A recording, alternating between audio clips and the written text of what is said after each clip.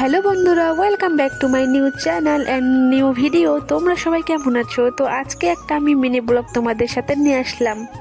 হঠাৎ করে ভাগ্নি বলল যে মামি আমাদের বাড়ি চলো। আর এখানে এসে গাইস আমরা কি দেখি, মানে কি বড় একটা সাপ, বিশাল বড়, মানে বিশালের থেকে বিশাল বড়। তারপর জামাইবাবুকে বললাম যে এটা কি দেখতে পেলাম। তো জামাইবাবু আসলো আর দেখলো, ও একটু তো বড় লাঠি নিয়ে আসে। গাইস কি বলবো, আর অনেক কিন্তু মজা হলো। আর হ্যাঁ, আমি যে ওই ব্লাউজটা নিয়েছিলাম ওটা কিন্তু আমি সেলাই করতে আসছিলাম, মানে একই সঙ্গে আমার দুইটা কাজ হলো। আর পিছনে যে কাজটা আছে আরেকটা, ওটা কিন্তু আমি পরে বলছি, আগে যাই। তো এখানে আমি চলে আসি, যে ননদের বাড়ি চলে আসলাম। আর ওরা নাকি ফ্রিজ নিয়েছে আর নাকি খাট নিয়েছে, স্টিল খাট। তো ওটাই দেখতে আসছিলাম। আর আমার এক কাজে কিন্তু দুইটাই কাজ হয়ে গেল, ব্লাউজটাও দিয়ে দিলাম। তো এই যে গাইস ফ্রিজটা কত সুন্দর লাগছে দেখো, মানে কি বলবো, আর আমার তো ভীষণ ভালো লাগছে। আর এই খাটটা, মানে এত সুন্দর খাটটা আমার চয়েস হয়েছে, মানে কি বলবো, কালো কালার। আর বন্ধুরা, এই খাটগুলো কিন্তু বেশি দাম না, তোমরা যদি নিতে চাও তাহলে আমাদের বিধাননগরে চলে আসবে, অনেক সুন্দর সুন্দর খাট আছে।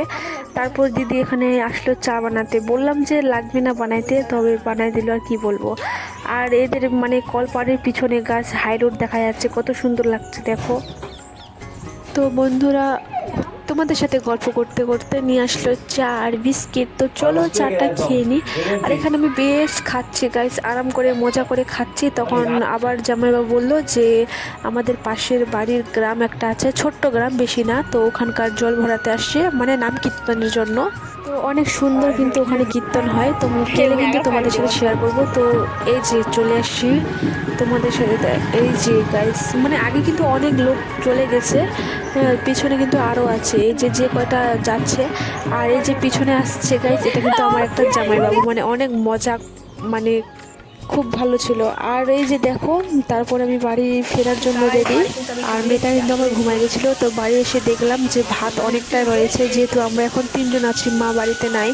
তারপর আমি রুটি, এই যে মানে রুটির জন্য আটা মাখবো। আর বর বললো যে মাছটা কিন্তু আজকে আমি করব, মানে আলাদা স্টাইলের। আর ও যে মাছ রান্না করে গাইস, কি বলবো, আর হেভি টেস্ট হয়। আর দেখো ও মানে মাছের জন্য কত রকমের মশলা নিচ্ছে, সরি মানে পেঁয়াজ, মানে সব কিছু নিয়ে নিচ্ছে, রসুন টসুন, আদা, টমেটো। এখানে আমি আটাটা মেখে কিন্তু 5 মিনিটের জন্য রেখে দিলাম। তোমরা জানো আমি আটাটা মেখে 5 মিনিটের জন্য রেখে দিই, কারণ রুটিটা ভালো টেস্ট হবে আর মানে ফোলাবে। তো এই জন্য আমি 5 মিনিটের জন্য রেখে দিই। আর আমার বর কিন্তু এখন মাছ রান্না করবে, আর ও কিন্তু ভালো রান্না করে, তাই আমি মানে মাছের, মানে যে কোনো হোক, মাছ হোক বা মাংস হোক, যাই কোনো হোক না কেন, আমি ওকে দিই রান্না করতে। তো এখানে সমস্ত কাজ করে আমি তোমাদের সাথে এখন শেয়ার করবো ও মাছটা কীভাবে রান্না করলো দেখো।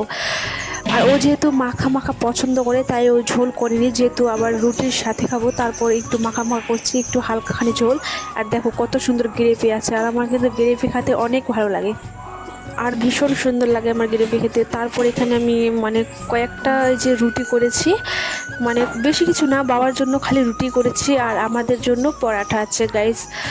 মানে পরাঠা ওই যে আমার বর মানে একটা, আর আমি খাবো 2টা পরাঠা, আর দিনে যেহেতু ভাত রয়েছে।